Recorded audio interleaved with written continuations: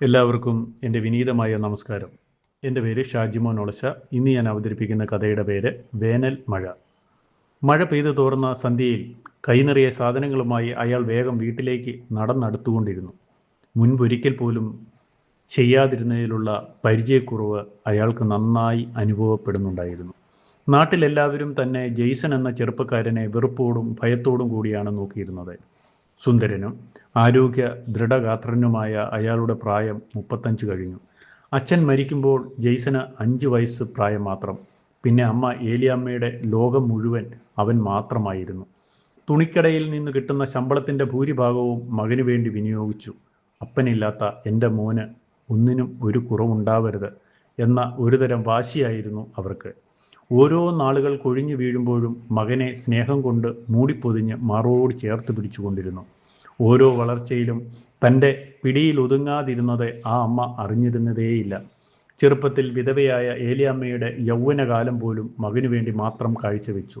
ചിന്തകളും സ്വപ്നങ്ങളും എല്ലാം മകനിൽ മാത്രം ശേഷിക്കുമ്പോഴും സ്വന്തമായി ചെയ്യേണ്ടുന്ന പലതും അവർ പാടെ മറന്നുപോയിരുന്നു. അമിത ലാളനയിൽ ജെയ്സൺ വഴിതെറ്റി വളരുമ്പോഴും ആ പാവം അമ്മയുടെ അധ്വാനത്തിൻ്റെ ഓരോ വീർപ്പുതുള്ളികളിലും സ്നേഹത്തിൻ്റെ മണവും രുചിയും ഉണ്ടായിരുന്നു. എന്നാൽ ജെയ്സൺ എന്ന ചെറുപ്പക്കാരന് തിരിച്ചറിയാനുള്ള ബോധം അമിതമായ അമ്മയുടെ ലാളനയിൽ ഇല്ലാതായി. അങ്ങനെ അവൻ വഴിതെറ്റി വളരുവാനിടയായി. സ്വന്തം അധ്വാനത്തിലൂടെ 4 കാശ് ഉണ്ടാക്കുവാനുള്ള ആഗ്രഹമേ അവനിൽ ഉണ്ടായിരുന്നില്ല. പണിക്ക് പോവില്ല എന്ന് തന്നെയല്ല, കൂട്ടുകാർക്കൊപ്പമുള്ള ബൈക്കിലെ കറക്കം മാത്രമാണ് പ്രധാന ജോലി. വീട്ടിൽ ചോദിച്ചാൽ അമ്മയിൽ നിന്ന് ആവശ്യം പോലെ ലഭിക്കുന്ന പണം, അതിൽ നേടിയ സുഹൃത്ത് വലയങ്ങൾ. ആദ്യം മദ്യത്തിൻ്റെ രുചി അറിഞ്ഞു. മദ്യലഹരിക്കൊപ്പം സ്ത്രീയുടെ ചൂടും ലാളനയും നുകർന്നു. സ്ത്രീ ഒരു ലഹരിയായി മാറി. നാട്ടിലെ പല വീട്ടമ്മമാരും ജെയ്സന്റെ വലയിൽ വീണു. പണം മോഹിച്ചു വന്നവരായിരുന്നു ആ കൂട്ടത്തിൽ ഏറിയ പങ്കും.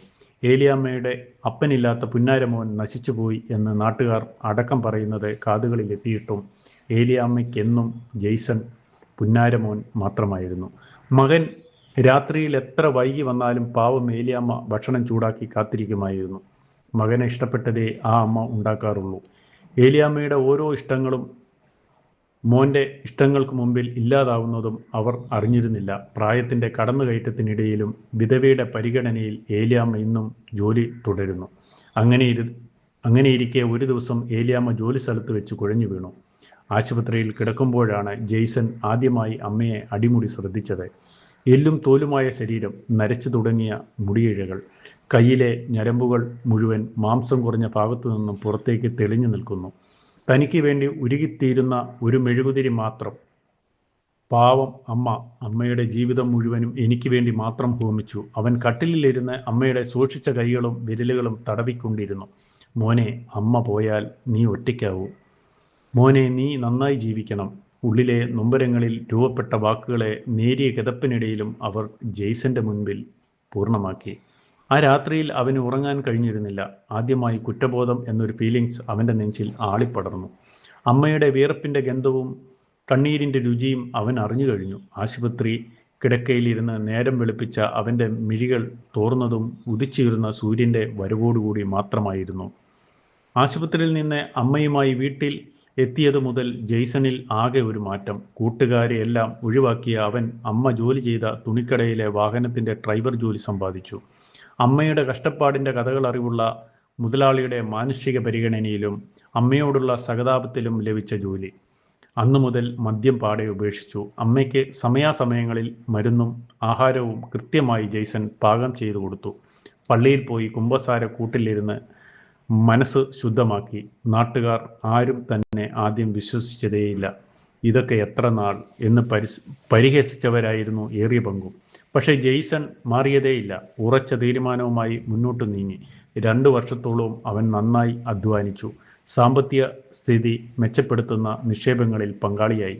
മാസച്ചിട്ടികൾ ഒന്നിനു പുറകെ മറ്റൊന്നായി ജെയ്സൺ നേടിയെടുത്തു. അമ്മയുടെ ആരോഗ്യ സംരക്ഷണത്തിനായി മുൻഗണന കൊടുത്തു. ഏലിയാമ്മയുടെ മെലിഞ്ഞുണങ്ങിയ ശരീരത്തിന് മാറ്റമുണ്ടായി പുഷ്ടിപ്പെട്ടതായി അമ്മയും മകനും അറിഞ്ഞു തുടങ്ങി. അവരുടെ മിഴികളിൽ പ്രത്യാശയുടെ പ്രകാശം ജ്വലിച്ചുയർന്നു. അമ്മയുടെ ഒരേ ഒരു ആഗ്രഹമായിരുന്നു മോൻ്റെ കല്യാണം നടന്നു കാണുക എന്നത്. പല ആലോചന നടത്തുമ്പോഴും മുൻകാല സ്വഭാവങ്ങളുടെ ഓർമ്മപ്പെടുത്തലുകളുമായി കല്യാണം മുടക്കുന്നവരായിരുന്നു നാട്ടുകാരിൽ കൂടുതൽ പേരും. ജെയ്സൺ ജോലി ചെയ്യുന്ന വസ്ത്രശാലയിലെ സെയിൽസ് ഗേളായ സൂസൻ എന്ന പെൺകുട്ടിയെ ആലോചിച്ചു. അമ്മയുടെ കൂട്ടുകാരി ജോളിയായിരുന്നു ഇടനിലക്കാരി. പെണ്ണിനും വീട്ടുകാർക്കും സമ്മതം. മനസ്സറിഞ്ഞ് അവനും അമ്മയും സന്തോഷിച്ചു. സമ്മതം അറിഞ്ഞതു മുതൽ ജെയ്സന്റെ മനസ്സിൽ വേനൽ മഴ പെയ്ത കുളിർമയായി മാറി. വിവാഹ നിശ്ചയം ആർഭാടമായി കഴിഞ്ഞു. കല്യാണത്തിന് 2 ആഴ്ച ഉള്ളപ്പോഴാണ് അത് സംഭവിച്ചത്.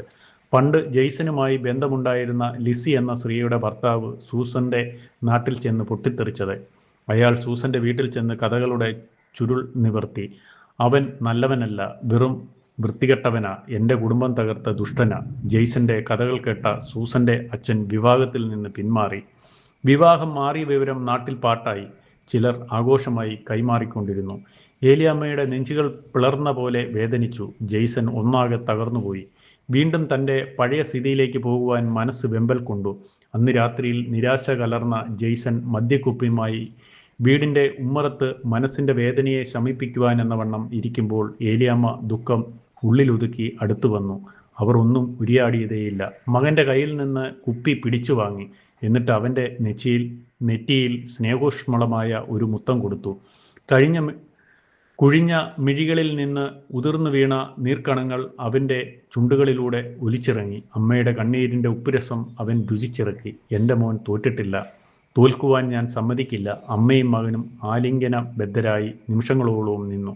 അപ്പോഴും കണ്ണീർ തുള്ളികൾ 4 മിഴികളിൽ നിന്നും ഒലിച്ചിറങ്ങുന്നുണ്ടായിരുന്നു. പിറ്റേന്ന് ഞായറാഴ്ച ജെയ്സൺ പതിവ് പോലെ പള്ളിയിലേക്ക് പോയി. കുർബാന കഴിഞ്ഞ് അച്ഛൻ അരുളപ്പാട് പറയുന്ന നേരം ജെയ്സൺ മൈക്ക് വാങ്ങി മുന്നിൽ കയറി നിന്നു. സഭ മുഴുവൻ നിശബ്ദമായി.